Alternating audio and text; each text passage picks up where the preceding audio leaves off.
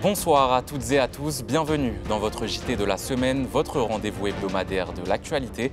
Vous l'avez peut-être manqué, voici ce qu'il ne fallait pas rater ces 7 derniers jours. On commence ce journal avec un sujet fort. À Fort-de-France, plusieurs familles de la résidence Canal à Laric vivent dans des conditions très difficiles. Logements dégradés, insalubrité, installations vétustes. Sur place, les habitants dénoncent une situation qui dure depuis des années. Nous sommes allés les rencontrer, regardez.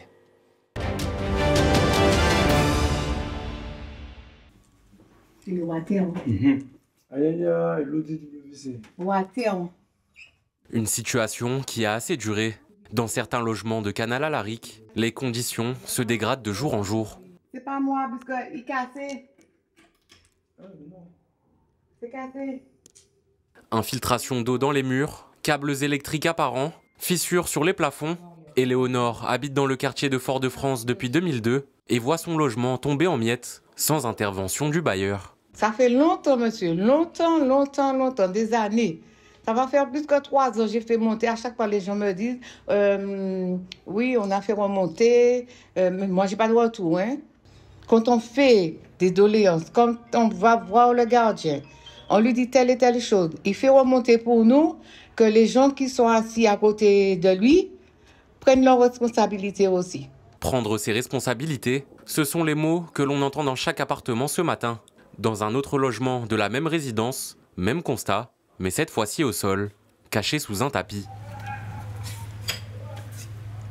Et chez la voisine d'à côté, c'est toujours le sol qui choque, en plein milieu du salon, du carrelage manquant, qui n'a jamais été abîmé selon les locataires. Marie-Agnès vit ici et reçoit souvent ses petits-enfants qui se sont déjà blessés à cause des carreaux manquants.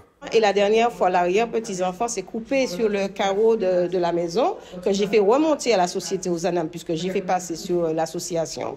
Et jusqu'à maintenant, je suis comme je suis. D'ailleurs, ils font les travaux, mais à l'intérieur de la maison, rien n'a été fait.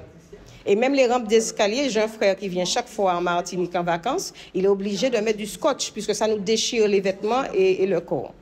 Du scotch que l'on retrouve d'ailleurs sur plusieurs poteaux électriques devant les bâtiments. Et c'est une voix bien connue du quartier qui nous reçoit ce matin. Rodrigue Petitot nous présente à plusieurs habitants comme Ginette, qui n'a plus d'eau qui coule dans sa baignoire. Le problème, tout ressort dans la cuisine, provoquant des inondations.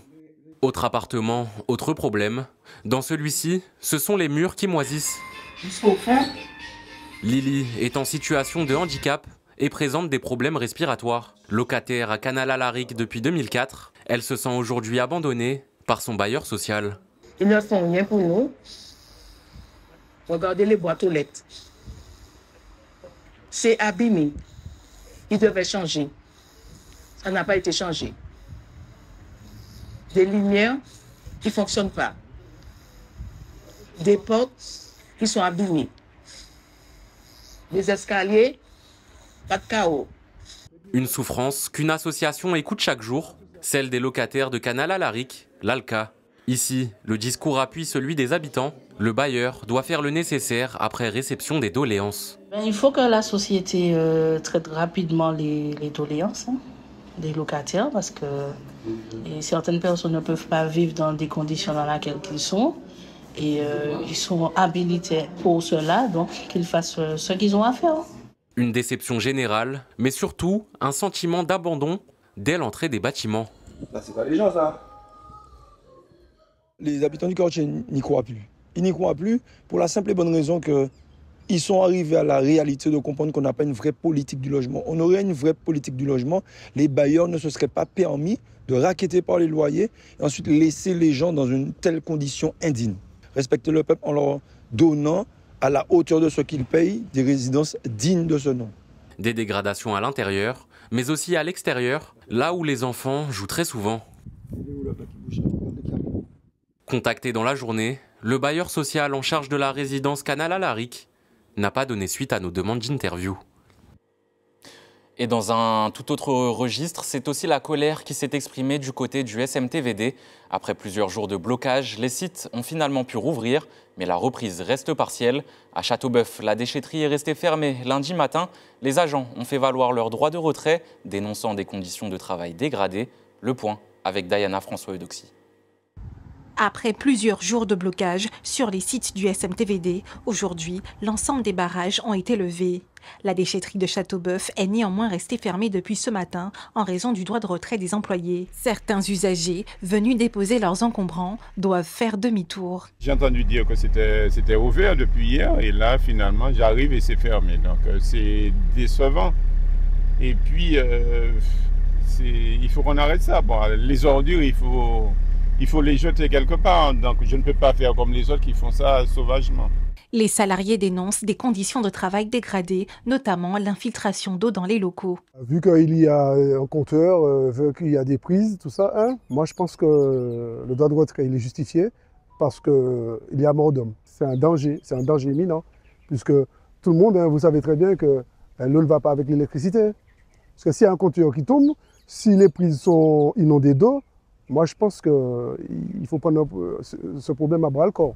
Concernant la grève, une décision de justice a ordonné aux agents du SMTVD de lever les barrages. Pour les syndicats, le conflit n'est pas pour autant terminé. Ils attendent un retour des médiateurs et les relevés d'informations des stagiairisés. On attend ces documents aujourd'hui parce que normalement, afin qu'une stagiarisation ou une titularisation puisse être faite, normalement, selon la réglementation, tout syndicat doit se réunir avec la direction pour négocier éventuellement le nombre ainsi que mettre le choix des stagiairisés.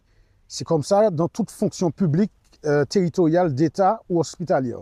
Or, il s'avère que chez nous, au SMTVD, ça n'a pas été fait ainsi, ça a été fait en secret. Le problème n'est toujours pas réglé, mais le tribunal a demandé qu'elle soit ouvert, c'est ouvert.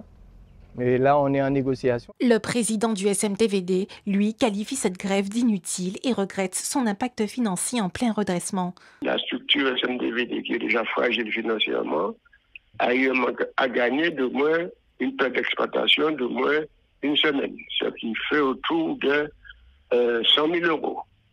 De plus, nous avons une délégation de service public avec IDEX pour le centre de valorisation.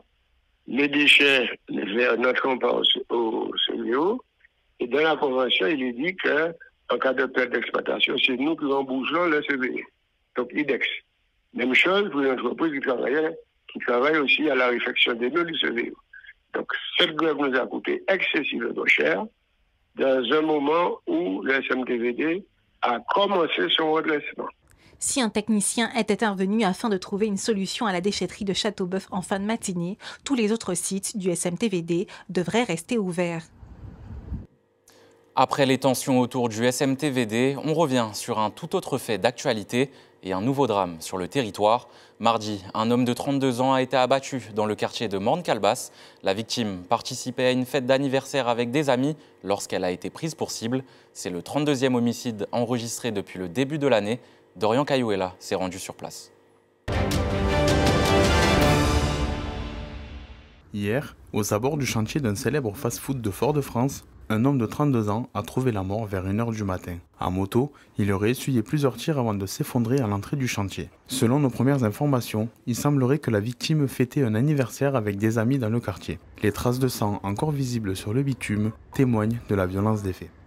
Donc, arrivé sur place, ils ont constaté qu'il y avait une moto qui avait enfoncé le grillage des travaux du McDonald's de Dijon et qu'il y avait quelqu'un qui était assis sur une moto, mais la moto pratiquement sur lui et au sol.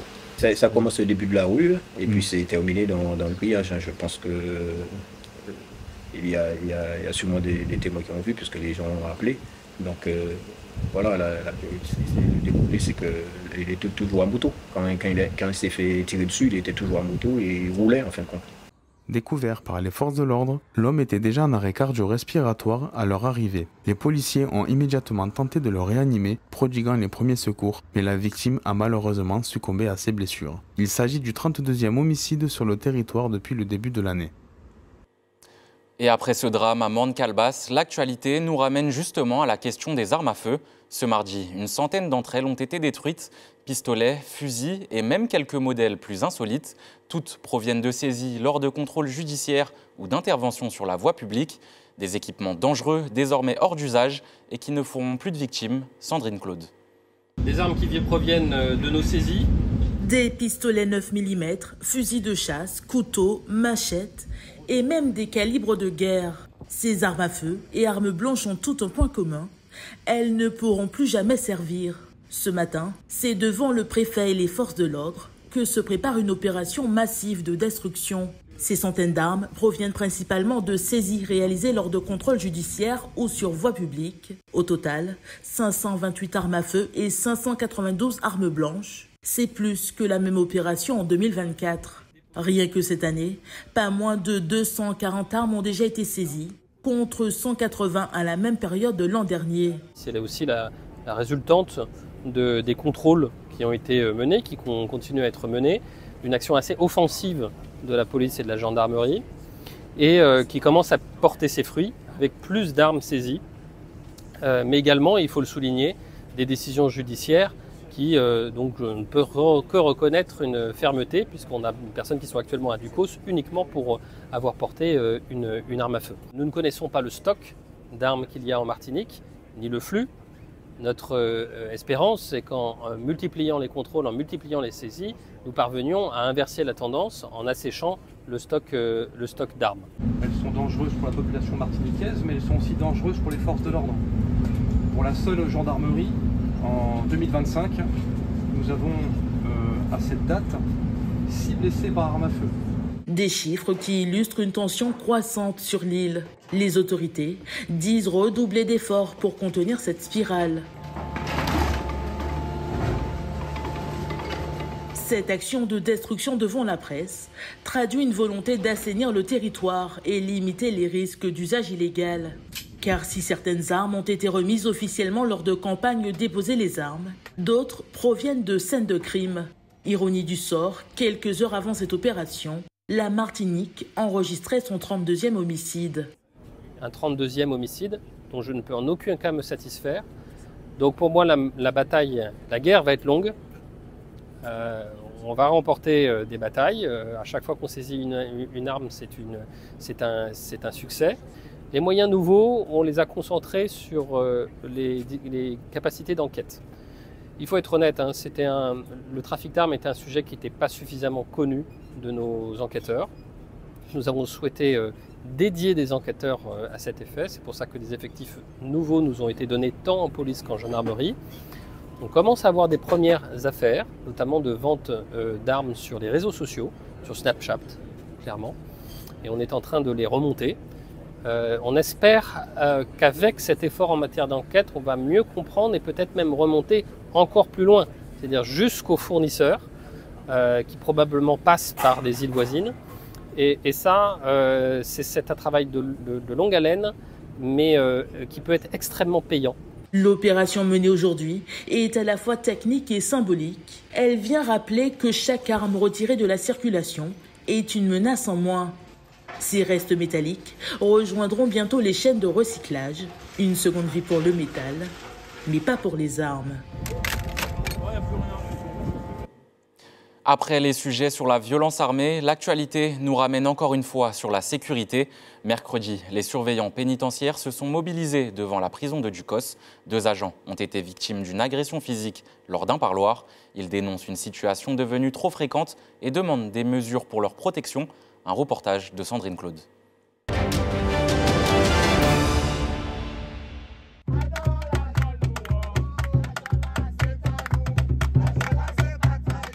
Devant le centre pénitentiaire de Ducos, les tambours résonnent depuis très tôt ce matin. Les agents de l'administration dénoncent une nouvelle agression survenue hier après-midi lors d'un parloir. Une mère en visite aurait transmis une substance illicite à son fils détenu. Un agent et un officier auraient tenté d'intervenir avant d'être pris à partie. La suite, c'est le syndicat qui la raconte. Et au moment de dérouler la procédure, il se trouve que la mère s'est jetée sur son fils pour extraire de son pantalon ce qu'il ne devait pas avoir. Et puis s'en est suivi de la part du détenu une agression lâche en direction des collègues à coups de poing au visage. Pour les membres de l'administration, c'en est trop. Ils réclament une mesure forte de la part de la direction. Les questions de sécurité et de reconnaissance sont une nouvelle fois pointées du doigt. 2 personnels sont restés sur le carreau.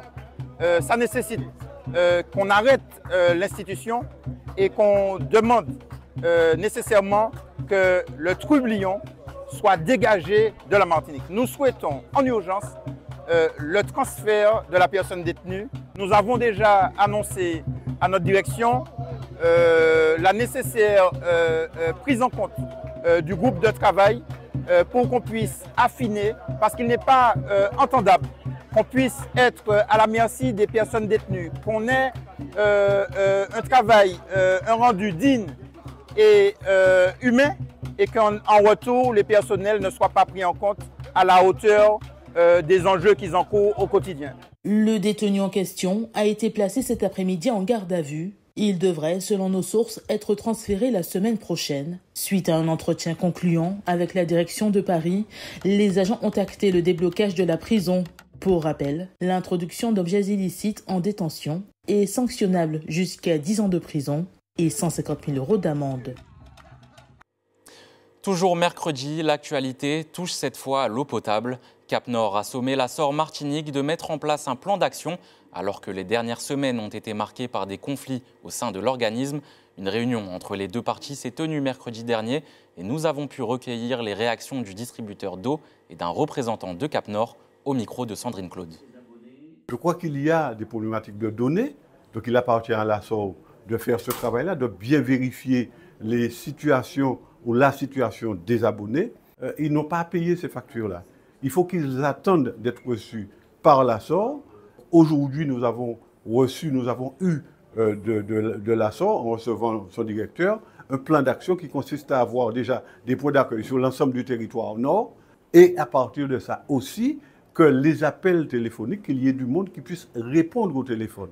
Parce que souvent, les abonnés appellent à la SOR et il n'y a personne qui répond. D'après la SOR, c'est 4 factures annuelles. Je sais qu'au départ, puisqu'à cause de ce couac, il y a eu pléthore de factures qui se sont succédées, donc pratiquement tous les 15 jours, donc ce n'est pas normal.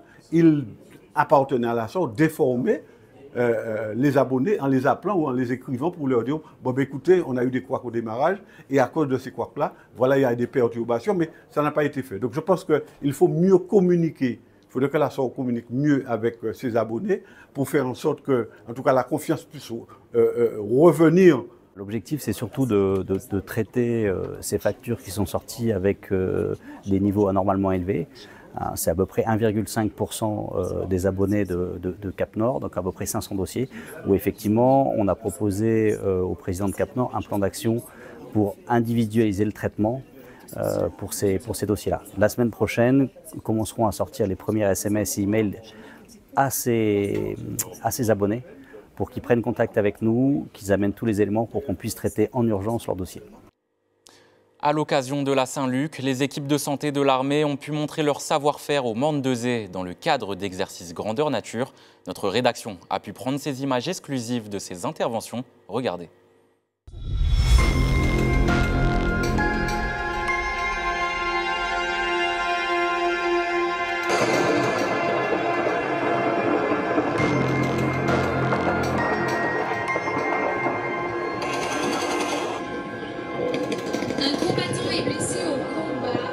Au Fort-de-Zé, les forces armées se préparent à toute éventualité.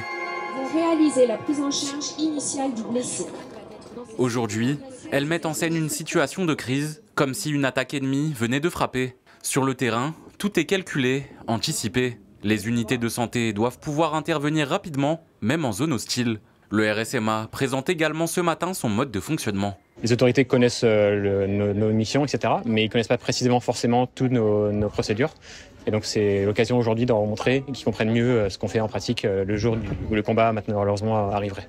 On a fait schématiquement une prise en charge de blessés qui auraient été pris en charge par des ennemis dans une forêt en effet, avec de multiples blessés et un nombre de soignants insuffisant pour prendre en charge chaque blessé de façon individuelle.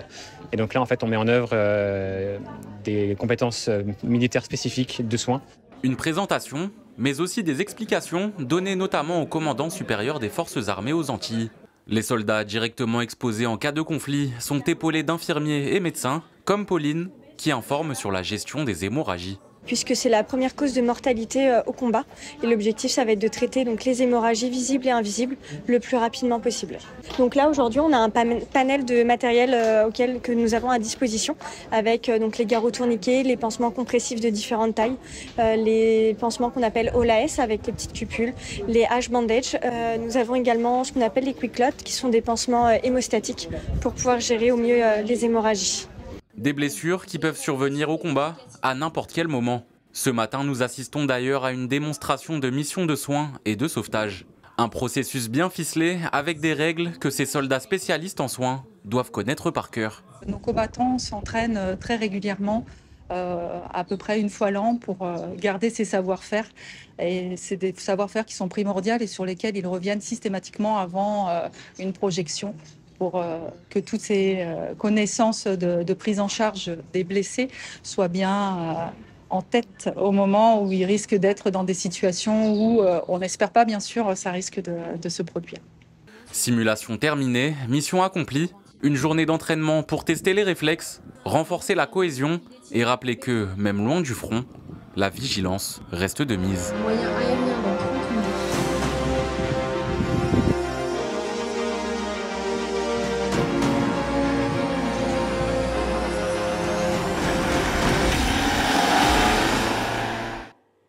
L'actualité de jeudi nous ramène dans les établissements scolaires avec un sujet de sensibilisation important.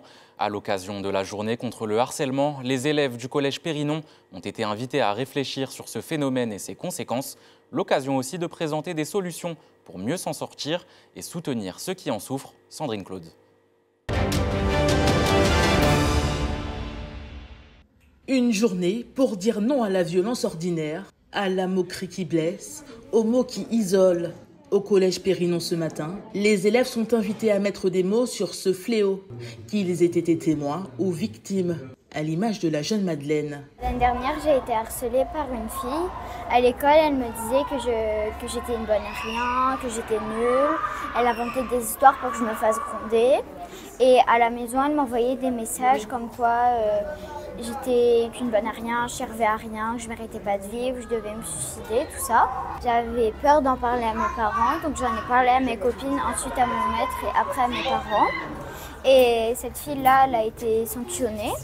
Autrefois victime, elle a choisi, comme plusieurs de ses camarades, de devenir actrice de la sensibilisation en tant qu'ambassadrice. Il ne faut pas avoir peur d'en parler. C'est compliqué, mais on ne sait pas pourquoi ils harcèlent, on ne peut pas savoir s'ils vont vraiment bien ou s'ils font ça pour aller mieux. Je me suis fait harceler par une fille, elle m'a frappé et j'ai même pris un coup de tournevis. Mais mes parents, ils ont réagi tout de suite parce qu'en fait, moi, j'ai une difficulté à ne pas dire à mes parents quand il y a quelque chose qui se passe au collège. Aborder les conséquences du harcèlement, mais aussi envisager les moyens de s'en sortir. Pour cela, les collégiens pourront compter sur le soutien des tout nouveaux ambassadeurs. Mon rôle, ce serait de sensibiliser les élèves, aller vers les élèves tout seuls, leur demander s'ils vont bien. Aujourd'hui, par exemple, nous sommes passés dans les classes pour présenter le sujet aux élèves. Pour l'équipe éducative, l'un des enjeux phares est la prise en charge des élèves victimes de harcèlement au sein du collège. Nous avons ce qu'on appelle une équipe ressources, donc, qui est composée des 2 CPE d'établissement, l'infirmière scolaire, l'assistante sociale, la psychologue de l'éducation nationale et une enseignante. Donc, nous recevons donc, de manière séparée les élèves victimes et les élèves auteurs. Donc, chaque personne prend en charge un élève et nous faisons en sorte, en tout cas au niveau de l'élève victime, on le prend en charge, on fait en sorte que l'élève puisse se libérer la parole. On prévient aussi la famille quand même pour que la famille soit au courant que l'élève est en difficulté. Et puis au niveau des élèves présumés auteurs, au début nous faisons appel à l'empathie surtout. Nous n'accusons pas dans un premier temps. Et puis dans un deuxième temps, donc, nous prenons en fait des nouvelles régulièrement de la victime. Et si nous constatons que la situation n'évolue pas, nous sommes obligés de finir par sanctionner l'élève auteur, l'élève ou les élèves auteurs. Cette journée est aussi l'occasion de rappeler que la vigilance doit être quotidienne. Selon les chiffres de l'Académie, sur la période scolaire de 2024 à 2025, ce sont 189 cas de harcèlement qui ont été enregistrés dans les établissements de Martinique. Un chiffre qui ne traduirait pas forcément une augmentation, mais plutôt une meilleure détection des cas au même titre qu'une libération de la parole. Place maintenant à un vent d'aventure sur nos côtes. La Transat Café L'Or est arrivée sur notre territoire jeudi, marquant la 17e édition de cette course emblématique. Tom Laperche et Franck Camas ont franchi la ligne d'arrivée après 10 jours de navigation intense. Ce dernier remporte d'ailleurs cette course pour la 5e fois. Des images commentées par Caril Chassol. Pour le passage de SVR Lazartigue, ultime, Transat Café L'Or, top! Il est 22h13 et 58 secondes lorsque le duo Tom Laperche-Franck Camas franchit la ligne d'arrivée de la 17e édition de la Transat Café L'Or dans la baie de Fort-de-France.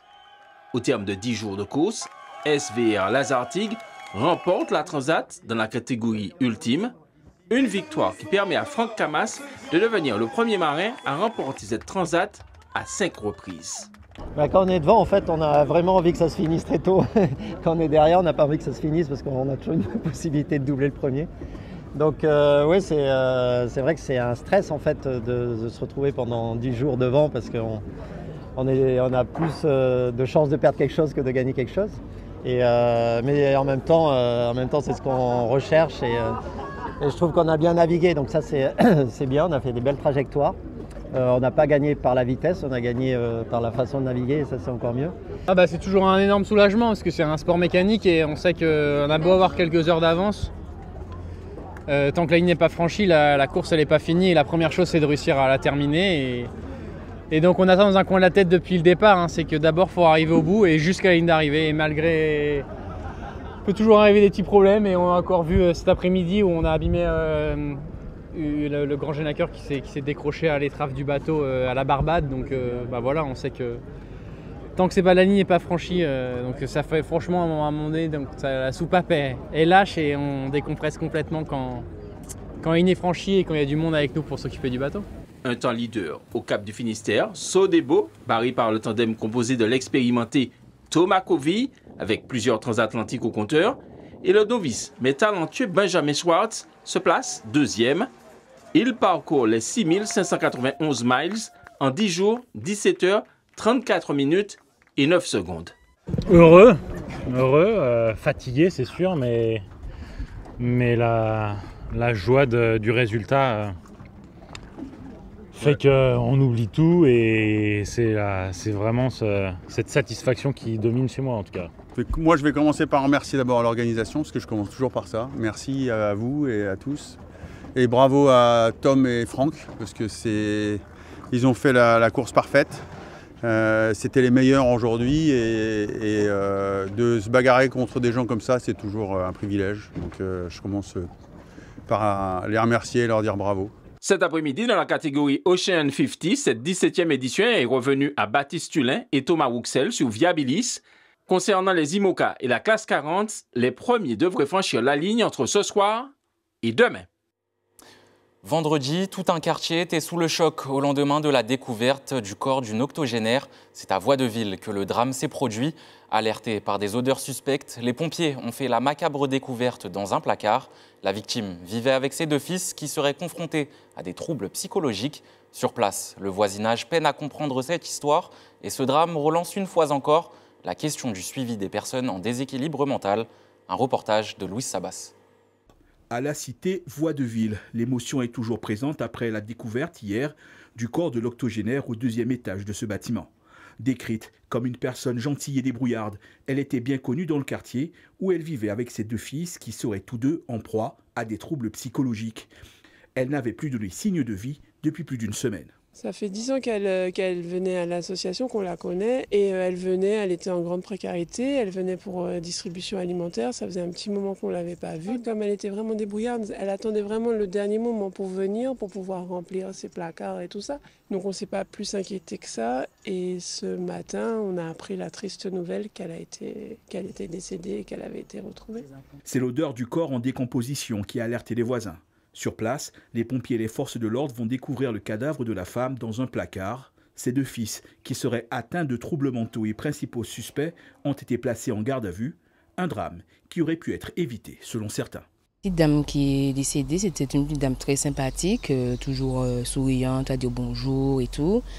Contrairement à ses fils, il y en avait un qui était souvent exposé sur son petit balcon. J'ai déjà eu le temps aussi d'attraper quelques problèmes avec lui. C'est-à-dire qu'il a eu le temps de montrer son sexe à mes neveux et nièces. J'ai 2 enfants et c'est déjà arrivé qu'ils soient venus me dire « Maman, le monsieur fait ci, le monsieur fait ça » et tout. Et quand j'ai signalé ça, le concierge m'a juste dit que bon, ce sont des gens qui ont des petits problèmes mentaux et tout. Donc j'ai essayé de faire un signalement plus rapproché, mais ça n'a pas abouti. Donc voilà. Et aujourd'hui, je me dis que si on avait fait quelque chose, peut-être qu'aujourd'hui, ils auraient été placés autre part et que la petite dame serait là toujours. Une affaire qui, à ce stade, relance le débat sur la prise en charge et le suivi des personnes souffrant de maladies mentales. Mais pour l'heure, une enquête est en cours afin de déterminer les conditions exactes ayant conduit au décès de l'octogénaire. Toujours vendredi, c'est le dernier jour d'un procès qui a marqué l'actualité. Celui des 11 prévenus accusés d'avoir déboulonné plusieurs statues en 2020. Après 2 jours d'audience mêlant histoire coloniale et fondements de la justice française, la procureure n'a pas prononcé ses réquisitions, laissant les juges décider d'eux-mêmes. Compte rendu d'audience avec Dorian Cayouela. Dernier jour du procès historique du déboulonnage des statues. Sur les 11 prévenus, 8 se sont présentés à la barre. Mais très vite, l'audience a dépassé la simple question pénale. Elle s'est transformée en tribune autour de la mémoire, de la dignité et du rapport toujours conflictuel à l'histoire coloniale. Des prévenus qui ont été entendus, qui ont pu expliquer de façon assez précise finalement que ce qu'on leur reprochait ne tenait pas au regard de l'histoire et au regard de ce que représentaient ces statues. Et puis ça s'est terminé par des réquisitions. C'est pas passé grand-chose, il n'y a pas de demande de condamnation. Il y a une forme de choix qui est un peu curieux où on dit à la juridiction de soit de condamner, mais sagement, soit de finalement relaxer et d'avouer qu'il s'agit d'une décision politique.